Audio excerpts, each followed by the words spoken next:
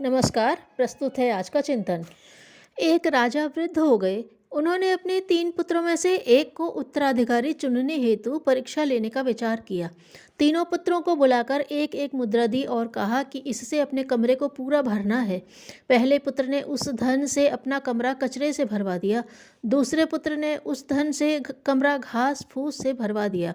तीसरे पुत्र ने अपने कमरे में उस धनराशि से एक दीपक जलाया तो पूरा कमरा प्रकाश से भर गया। अगरबत्ती जलाई तो पूरा कमरा सुगंध से भर गया और उस कमरे में वाद्य यंत्र बजे तो कमरा संगीत के स्वरों से भर गया। राजा ने तीसरे पुत्र को उत्तराधिकारी घोषित कर दिया, जिसने अपने कमरे को प्रकाश, सुगंध और संगीत से भर दिया था। परमात्मा ने हर मनुष्य को जीवन रूपी कक्ष और आयु रूपी मुद्रा प्रदान की है। पहले प्रकार के वे मनुष्य हैं जो आयु रूपी मुद्रा का दुरुपयोग जीवन रूपी कक्ष को विलासिता और ऐश आराम में व्यय करते हैं। दूसरे प्रकार के मनुष्य वे हैं जो धन संपत्ति और पद प्रतिष्ठा पाने के लिए आयु मुद्रा का उपयोग करते हैं। तीसरे प्रकार के श्रेष्ठ मनुष्य वे हैं जो आयु मुद्रा का सदुपयोग करके अपने जीवन रूपी कक्ष को प्रेम, श्रद्धा और आनंद से भर देते हैं।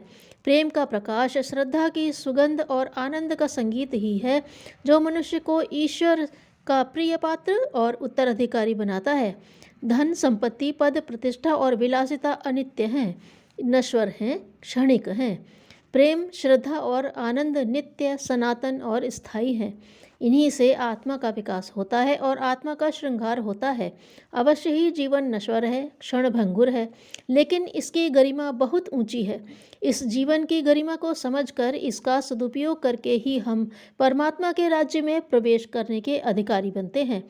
परमात्मा का राजकुमार बनने और उसके राज्य का उत्तराधिकारी बनने का सौभाग्य उसी को मिलता है जो जीवन में हर जड़ चेतन में ईश्वर की उपस्थिति का अनुभव करते हुए प्रेम का प्रकाश, श्रद्धा की सुगंध और आनंद का संगीत बिखेरता है। ईर्ष्या, द्वेष, हिंसा, अहम, अनाचार, धन दौलत और प्रतिष्ठा के कचरे से जीवन कक्ष को भरने वाले परमात्मा के द्वार से दुत्कार कर लौटा दिए जाते हैं। एक मनुष्य ने कहीं सुना कि रुपया रुपये को खींचता है। उसने इस बात को परखने का निश्चय किया।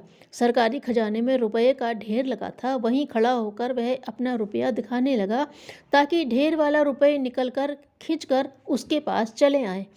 बहुत कोशिश करने पर भी ढेर के रुपये तो न तो खींचे, वरन असावधानी से उसके हाथ का रुपया छूटकर ढेर में गिर पड़ा। खजांची का ध्यान इस खटपट की ओर गया तो उस व्यक्ति पर शक करके पकड़वा दिया। पूछताछ हुई तो उसने सारी बात कह सुनाई। अधिकारी ने हंसते हुए कहा, जो सिद्धांत तुमने सुना था वह ठीक था, पर इतनी बात तुम्हें समझनी चाहिए कि ज़्यादा चीज़ें थोड़े चीज़ों को खींच लेती हैं। ज़्यादा रुपए के आकर्षण में तुम्हारा एक रुपया खींच गया। इस दुनिया में ऐसा ही होता है।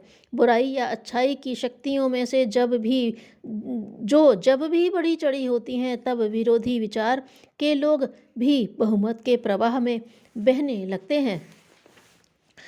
एक गरुड़ ने अपने छोटे बच्चों को पीठ पर बैठाया और उन्हें अपने साथ दूसरे सुरक्षित स्थान पर पहुंचा दिया। वे दोनों दिन भर दाना चुगते रहे। सायंकाल घर लौटे।